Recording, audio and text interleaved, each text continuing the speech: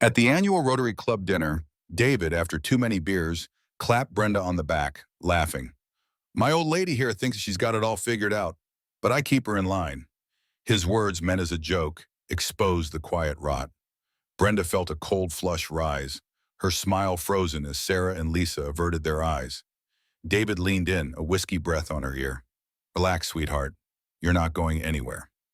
Brenda sat across from Sarah, Lisa, and Peggy at the corner booth of the Golden Spoon Diner, the hum of the fluorescent lights a dull backdrop to their morning coffee. The calendar had turned another page, and Brenda felt the quiet hum of 40 settling deeper into her bones. A familiar boredom, like a faint static, buzzed just beneath her skin. The coffee was lukewarm, the conversation about PTA meetings and rising gas prices, and Brenda found herself picking at a loose thread on her napkin, wishing for something more. Sarah, always the one to nudge the edges of conventional thinking, stirred her latte with a long spoon. She looked up, her gaze scanning their faces. You know, she began, her voice a low suggestion. I heard about this thing. An open marriage. People are doing it. She paused, letting the words hang in the air, then added, they say it is modern, a way to breathe. Brenda felt a flicker of something she could not quite name. She cleared her throat. Restless, I suppose, she admitted, her voice softer than she intended. There is just some piece missing, even with everything David and I have built. 18 years of marriage, 2 kids, a house in a good school district, a life most people would envy. Yet the feeling persisted, a quiet ache that had grown steadily over the last few years. Lisa, a practical woman, leaned forward, her eyes bright with a sudden curiosity. Guilt-free fun, then? She mused, a small smile playing on her lips. Peggy, ever the optimist, chimed in. David is always so busy with work, or taking the boys to baseball practice. He would never even notice. They spoke of David as if he were an agreeable background fixture, easily overlooked. The idea of him preoccupied, unaware, seemed to free them to imagine possibilities for Brenda. A sharp, unpleasant thought pricked Brenda. David with another woman. The image made her flinch, a sudden coldness spreading through her chest. Yet almost immediately the allure of boyfriends began to take root, a contrasting warmth. The notion felt foreign, forbidden, but compelling. It was a selfish thought, she knew, but the desire for something new, something just for her, was strong. She thought back over her 18 years with David. The early days, full of laughter and late-night talks, had given way to a comfortable rhythm. They had bought the house, raised the kids, built a life together, brick by brick. A good life, solid, but the comfort had become a cage. The rhythm, a predictable, dull drumbeat she had come to resent. The spark, she realized, had faded into the background, replaced by habit. Recently at her job in the realty office, some of the younger guys had started flirting. Casual glances, lingering smiles, a compliment about her new haircut. Small things really, but they had kindled a forgotten sense of being wanted, catching her off guard. It was a warmth she had not felt in years, a reminder that she was still seen, still desired, beyond the roles of wife and mother. That night, lying beside David, his arm heavy across her, Brenda felt a cold dread settle deep inside her. His breathing was even, a familiar comfort that now felt suffocating. Tomorrow, she knew, she would speak the words that would change everything. The silence in the bedroom felt impossibly loud, filled with the unspoken weight of her decision. Sunday dinner was quiet. The clinking of forks on plates, the low murmur of the television from the den. The kids, Matthew and Josh, were glued to their phones at the kitchen table, their faces bathed in the blue light of their screens.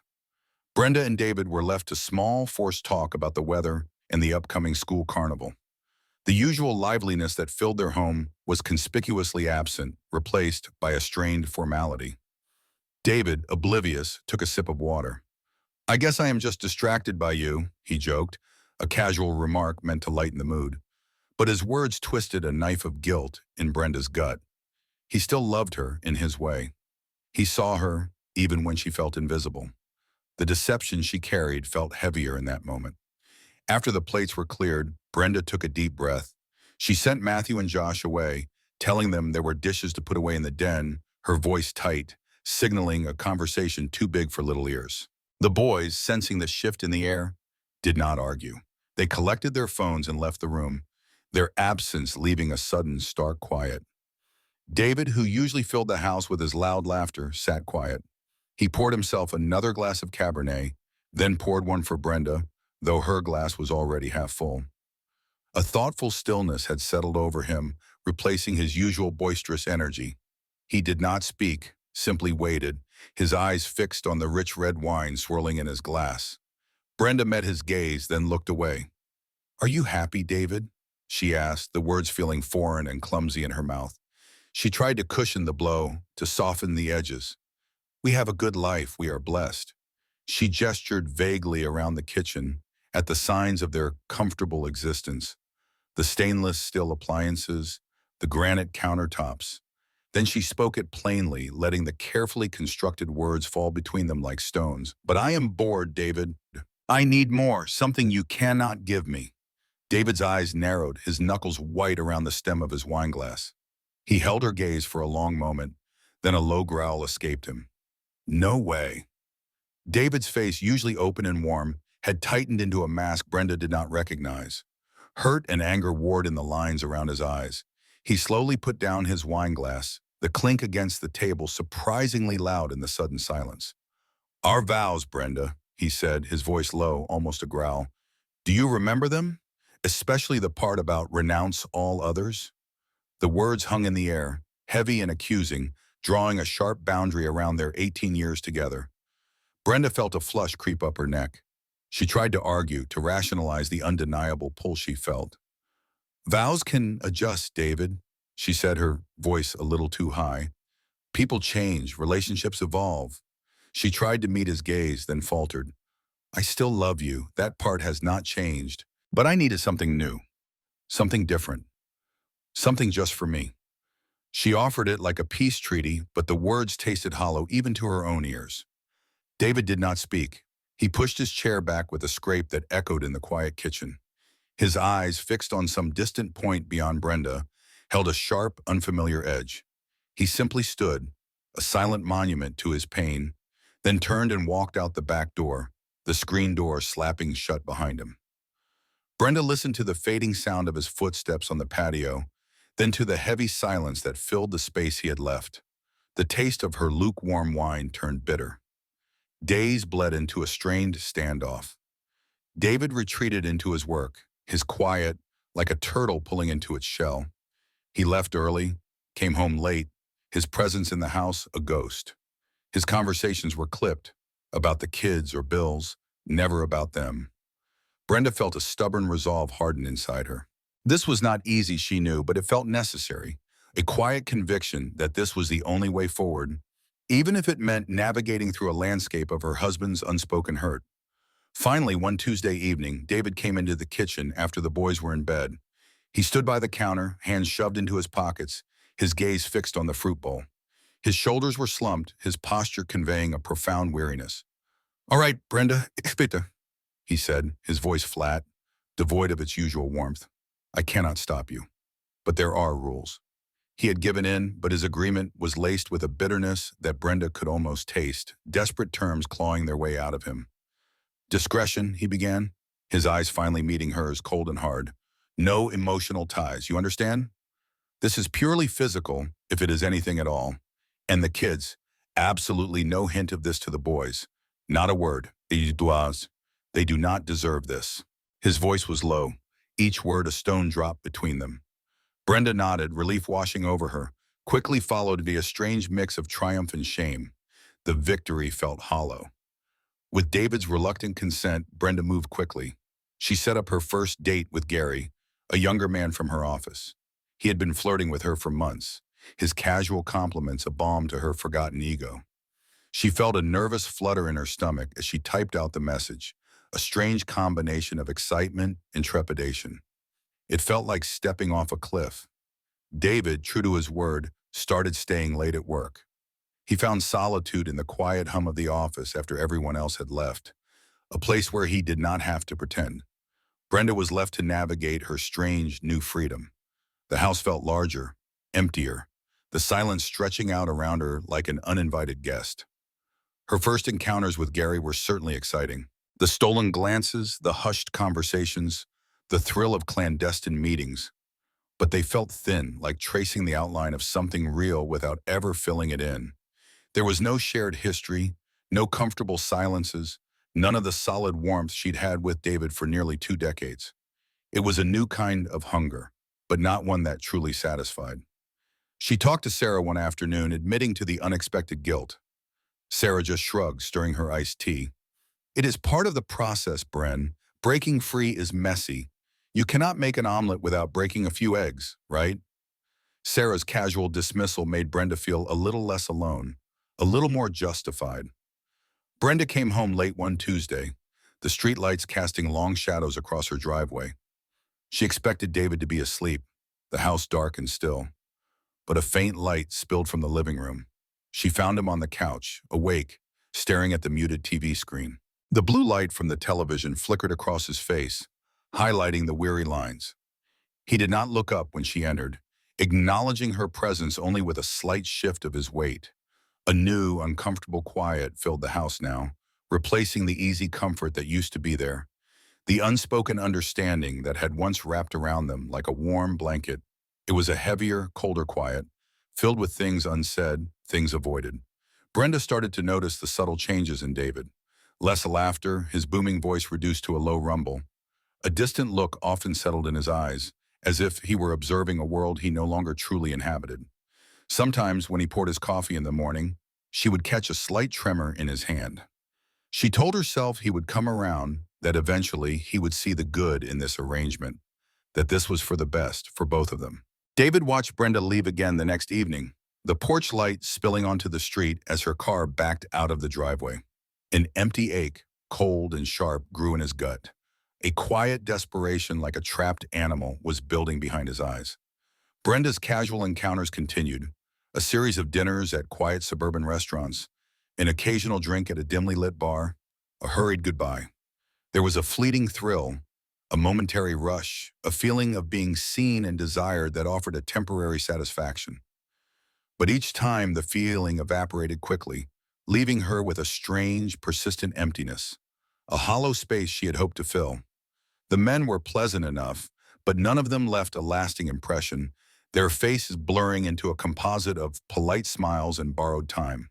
She tried to pull David back into their old routines, suggesting a movie or dinner at the Italian place they used to frequent. It would be good for us, for the kids to see, she offered, trying to infuse a normalcy that no longer existed. But he was withdrawn, his answers short, his thoughts miles away. He would agree with a vague nod, then later offer an excuse about a late meeting or an early start. The distance between them grew, a quiet chasm expanding within the walls of their home. One evening, David leaned against the kitchen counter, pouring himself a glass of water. "I will be out late tonight," he said, his voice flat, his gaze fixed on the faucet. A simple remark, delivered without fanfare, yet it pricked Brenda with an unexpected, sharp pang of jealousy. It was a surprising sensation, a tightness in her chest she hadn't anticipated feeling.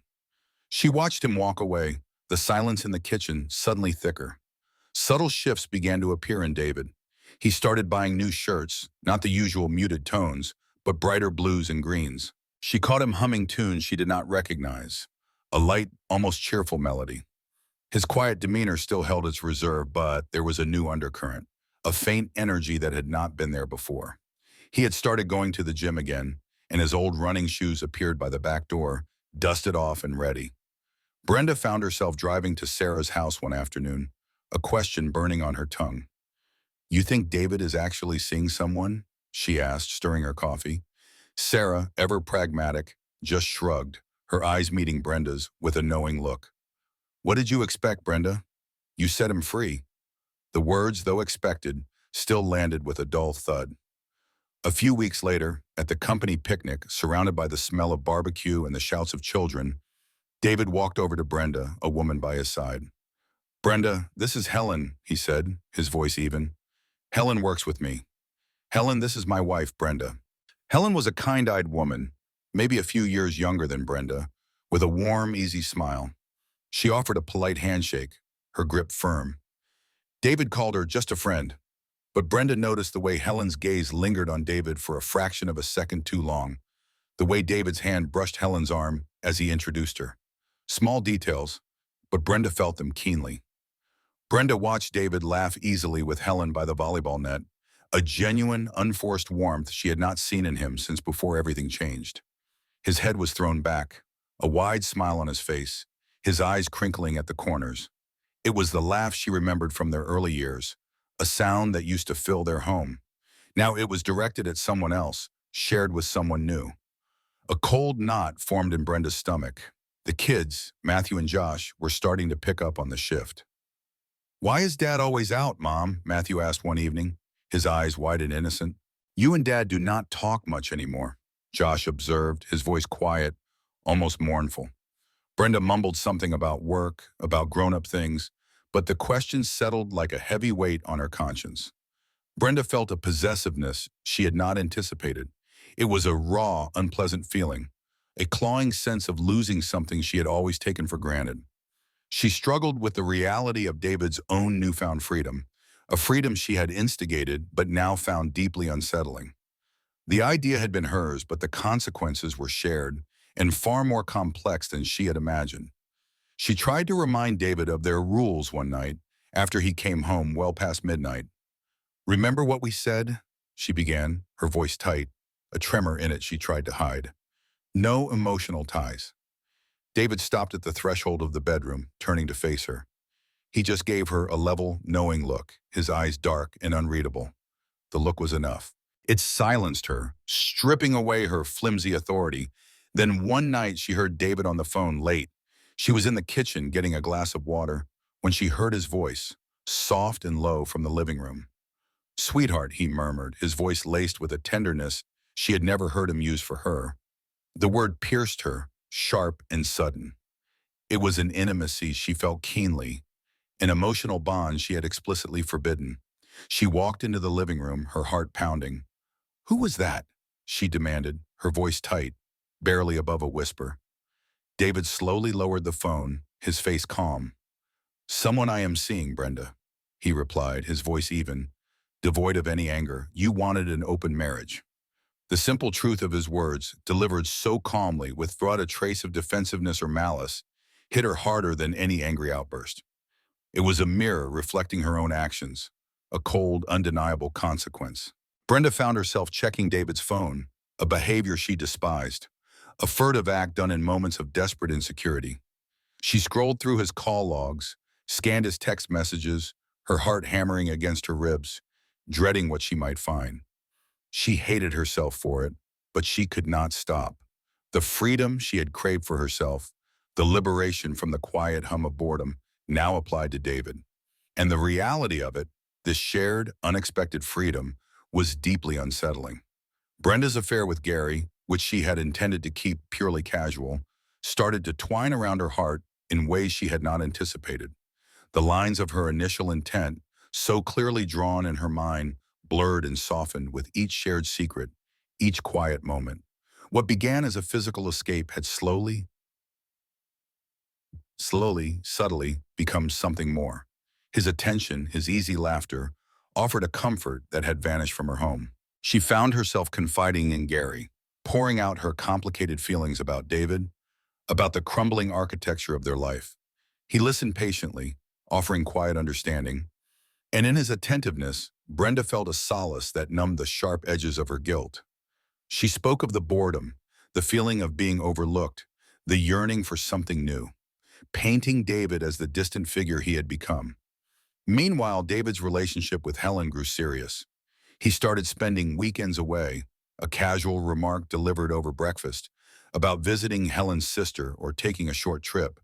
He even spoke in hushed tones over the phone about future plans, vague as they were. Brenda would catch snippets, a mention of a vacation, a potential investment, and the words would land like small, sharp stones in her stomach.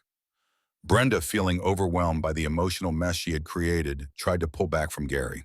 The guilt, once a distant hum, had intensified, now a constant throb.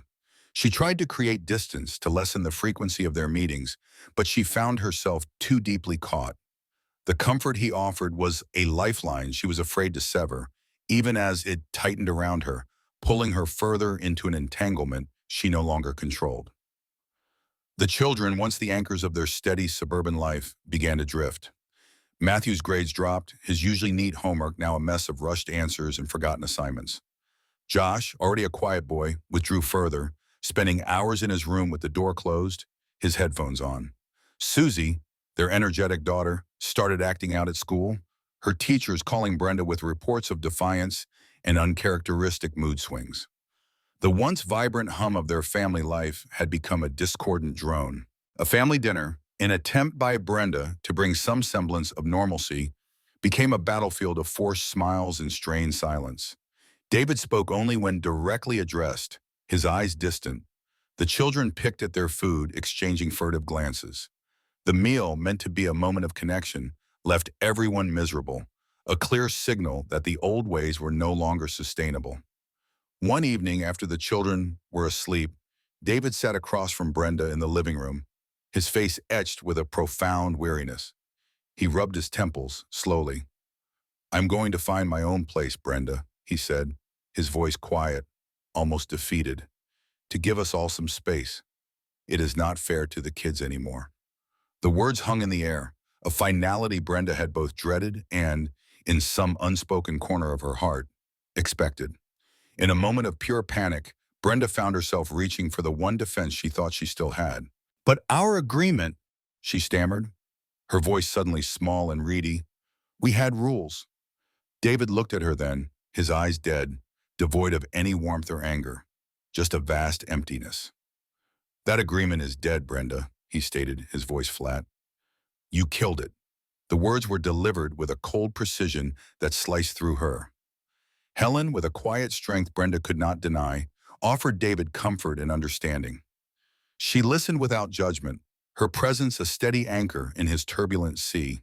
She filled a void Brenda had left gaping, a space that Brenda had carelessly created and then abandoned. David often spoke of Helen's steadiness, her quiet wisdom, words that felt like accusations aimed directly at Brenda. Brenda saw David and Helen together at a school event, laughing easily, leaning into each other with a natural intimacy. A genuine happiness radiated from them, a peaceful contentment that was starkly absent from Brenda's own life. A profound, sickening sense of loss washed over her, a wave of regret that left her breathless. It was not just David she had lost, it was the life they had built. She turned to Sarah, seeking solace, hoping for another pragmatic piece of advice. But even her friends seemed to have run out of words. Sarah just shook her head, her gaze soft but clear. "Brenda, you made your bed," she said, her voice quiet. "It is a mess, I will give you that." The implied judgment, though gentle, was clear. Brenda felt an aching isolation, a profound loneliness that settled deep in her bones. She realized then that her friends, eager to see her empowered, had pushed her towards a path she had not truly understood. They had encouraged her desire for freedom, but none of them had prepared her for the chaos. The house, once a warm, bustling home filled with children's laughter and the comfortable murmur of their life, now felt cold and hollow. It echoed with the ghosts of forgotten laughter, a constant reminder of what had been lost. Brenda dreamed of her wedding day, of David's hopeful eyes as he spoke his vows, his hand firm in hers. She woke with a deep physical ache of regret, the memory a sharp contrast to her current reality. The weight of her choices pressed down on her, suffocating. She considered ending things with Gary, severing the last thread of her self-made entanglement. But the thought of utter loneliness, of nothing, of coming home to a truly empty house, paralyzed her. Co-parenting with David had become a battleground. Their conversations, once easy and familiar, were now a series of clipped words and thinly veiled accusations hurled across the kitchen counter. It was always about the kids, their dwindling grades, or the shredded remains of their shared finances. Each exchange left Brenda feeling drained, the words leaving a sour taste in her mouth. The careful facade of civility they tried to maintain for the children often crumbled, revealing the raw resentment beneath. One evening, Susie, her face flushed and tear-streaked, stood in the living room doorway, her small body trembling. "You ruined everything," she screamed, her voice cracking. You're never even here anymore." The accusation, sharp and true, pierced Brenda's heart. She tried to reach for her daughter to offer comfort, but Susie recoiled, turning and running back to her room, leaving Brenda with the echo of her words. Danny, already quiet by nature, retreated deeper into his room. His door remained closed, a silent barrier. His silence was a heavy, constant presence in the house, a testament to his unspoken pain, more potent than any shout. Brenda would knock, offer to talk, but he would only grunt a reply, his voice muffled, his refusal clear.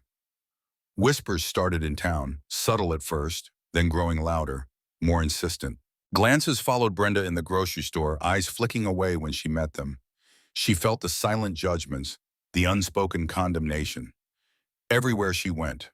It was a cold, isolating feeling, as if she were walking under a perpetual cloud. The small-town grapevine, once a source of harmless gossip, now felt like a predatory force, dissecting her life for public consumption. Brenda's colleagues at the realty office started to notice her distraction. Her haggard look, the faint shadows under her eyes, the forced cheer that no longer hid anything. She fumbled with paperwork, forgot appointments, her usual efficiency replaced by a brittle fragility. They offered concerned glances, hushed questions, but Brenda brushed them off, knowing the truth would only invite more judgment. One Tuesday morning, David called. His voice was weary but firm, devoid of any emotional theatrics.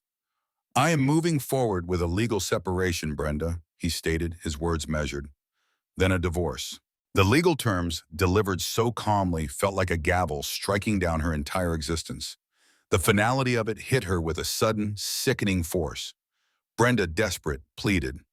She reminded him of their history, the 18 years, the children, the life they had built from scratch.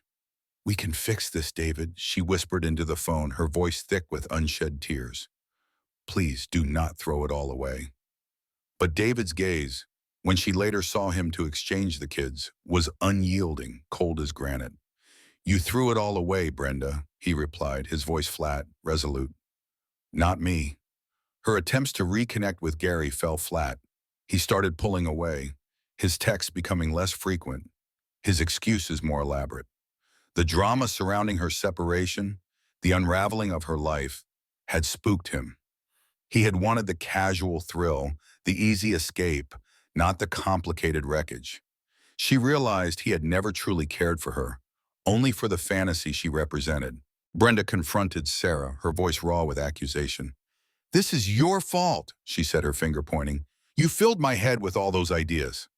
Sarah, however, shot back without hesitation, her eyes firm. "I just talked, Brenda. You made your own choices. You are a grown woman." The truth of Sarah's words, though harsh, was undeniable. The responsibility, the blame, lay squarely with Brenda. The weight of her decisions pressed down on her, heavy and constant. Brenda started drinking more wine alone in the quiet evenings, the glass a temporary escape from the gnawing emptiness. The familiar burn in her throat, the dulling of her senses, offered a brief reprieve from the relentless echo of her mistakes. She missed the simple, comfortable companionship she'd shared with David, the easy rhythm of their life, the unspoken understanding, the quiet presence that had anchored her.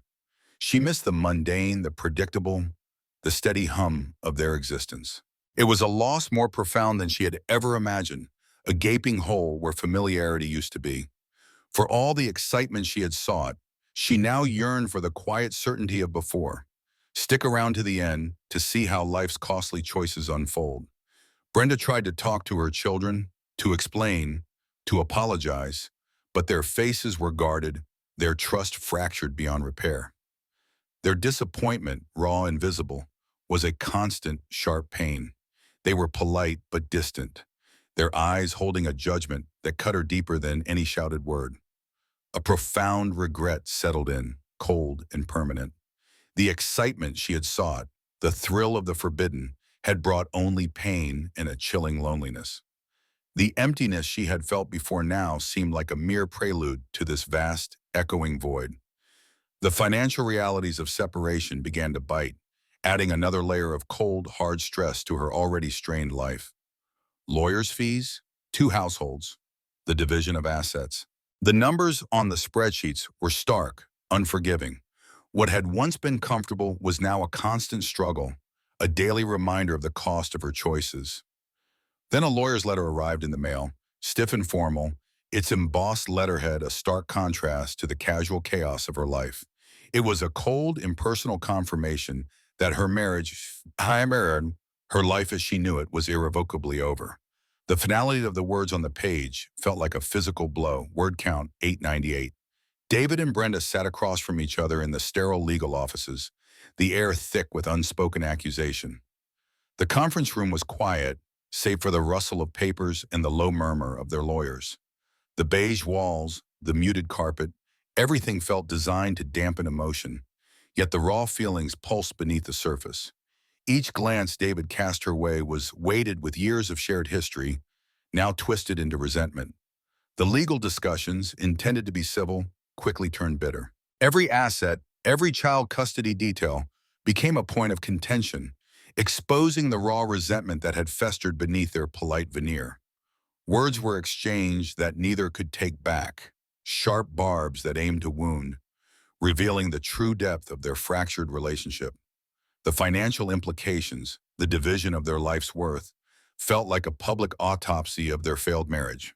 Gary, citing too much drama, finally called it quits with Brenda. His text message was short, impersonal, the finality of it delivered with the cold efficiency of a business transaction.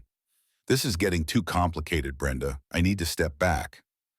Brenda stared at the glowing screen, feeling utterly discarded, a used-up toy. The fleeting thrill he had offered now felt like a cruel trick. One evening, a particularly vicious argument erupted between Brenda and David in the living room, their voices escalating, fueled by exhaustion and animosity.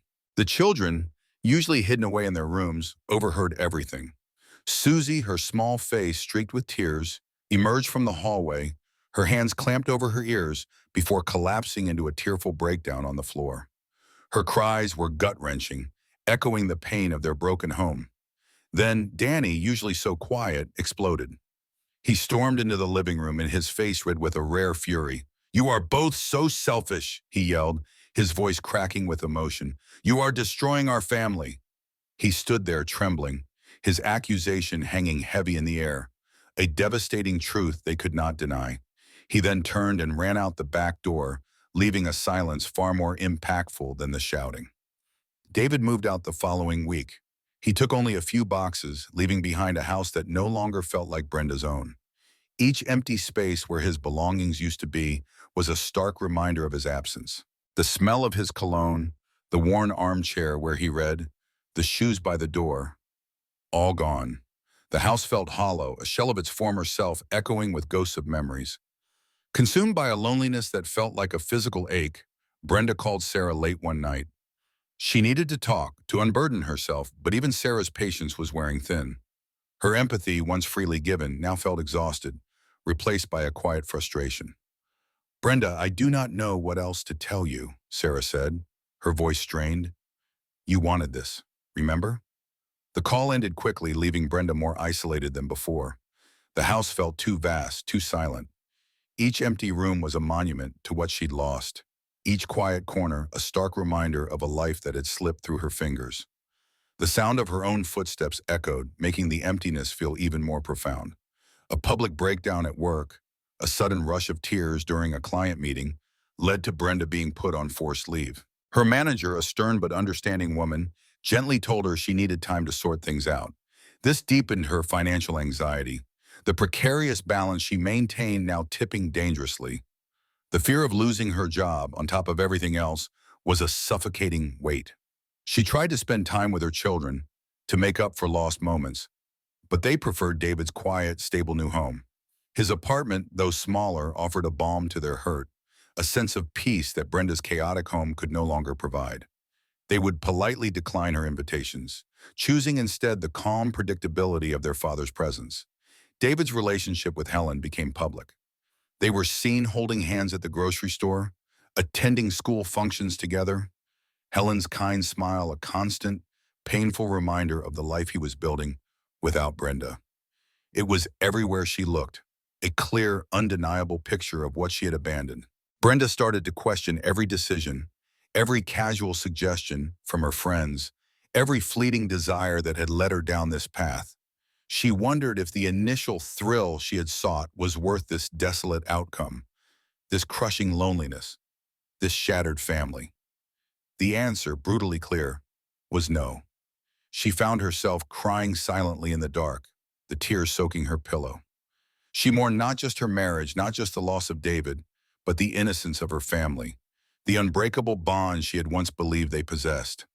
It was a grief that went deeper than personal loss, a sorrow for what she had irrevocably broken. A profound sense of betrayal washed over her, but she knew the betrayer was herself. She had been the architect of her own destruction, the instigator of her own downfall. There was no one else to blame, nowhere else to hide.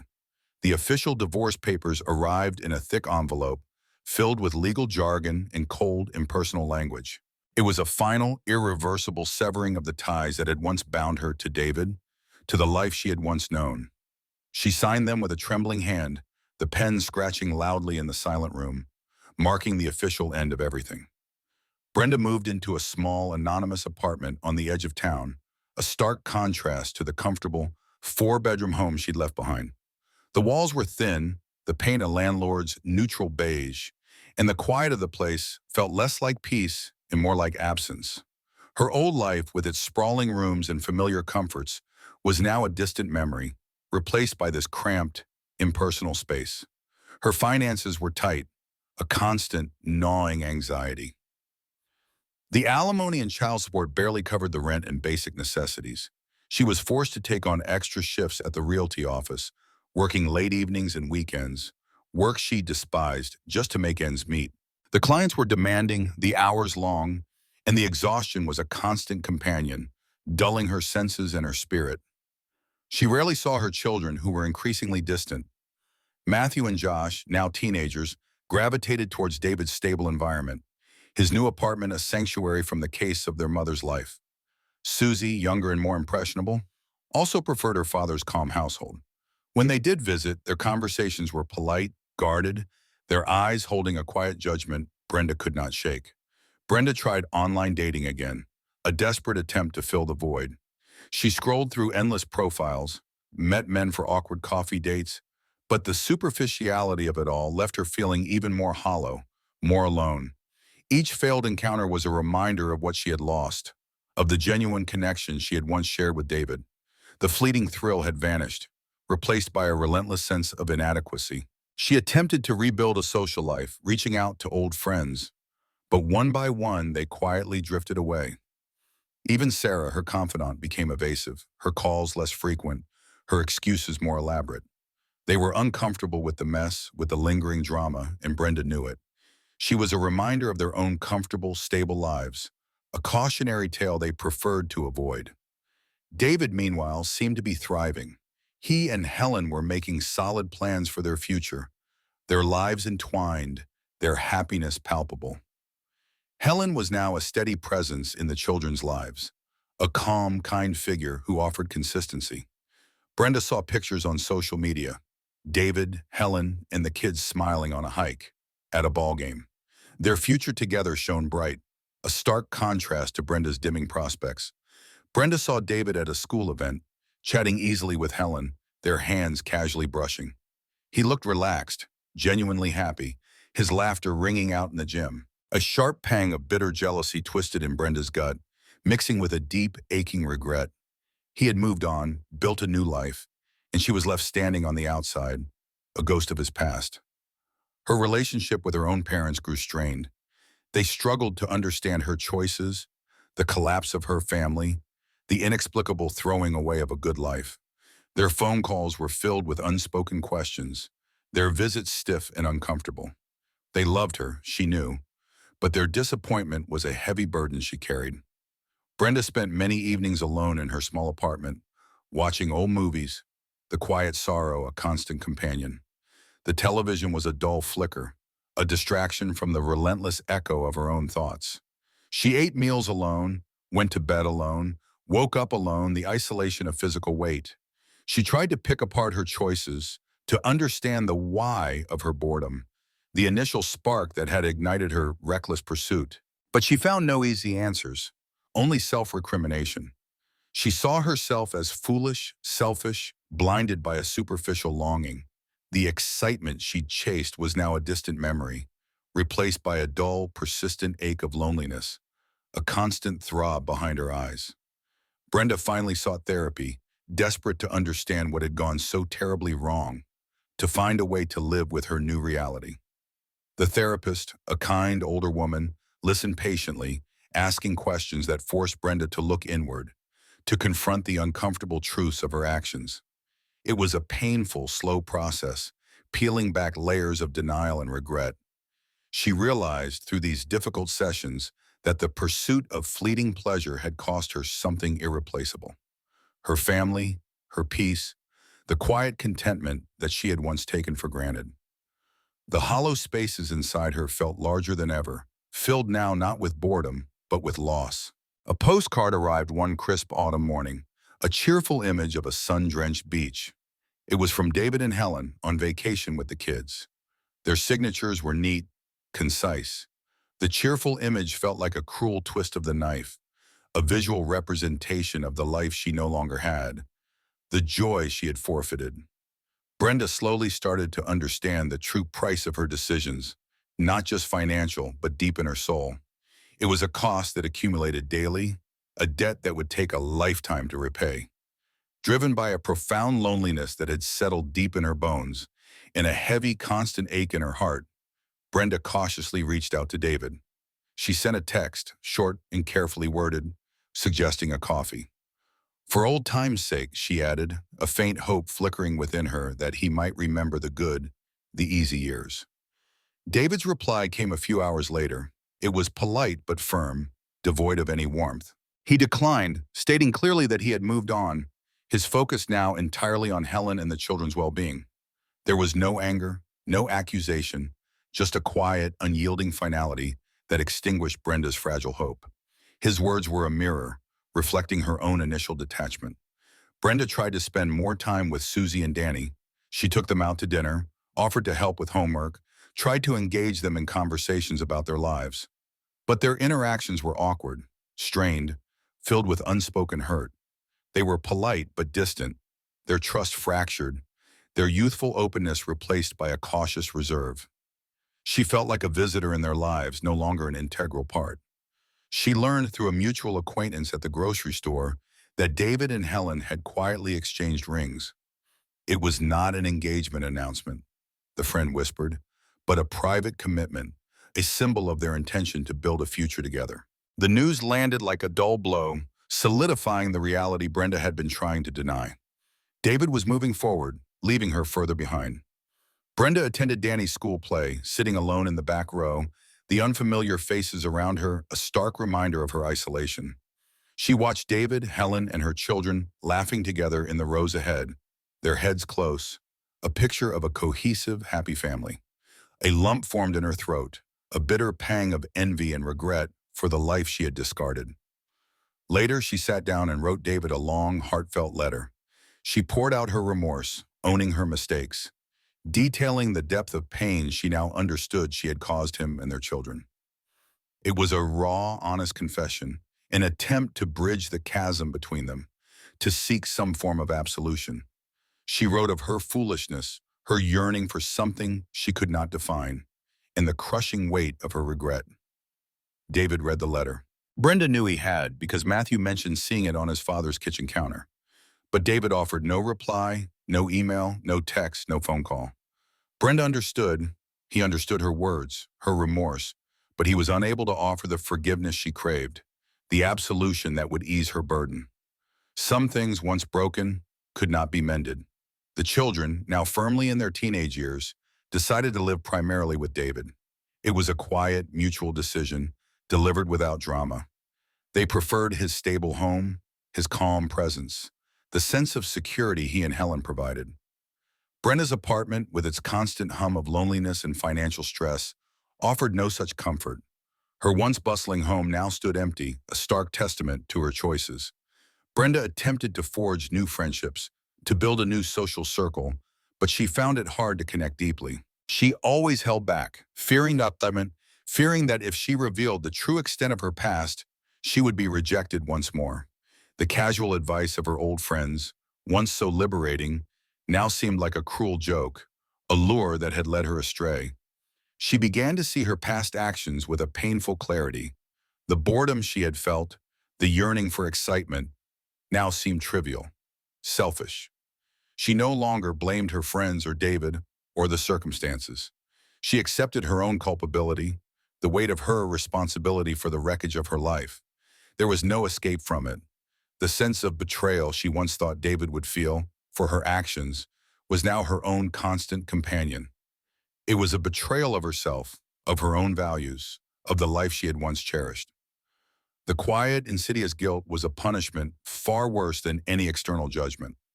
Brenda sold the last few pieces of furniture that linked her to her old life, a final physical severing. The sturdy oak dining table where they had eaten countless family dinners. The comfortable sofa where David used to read to the children.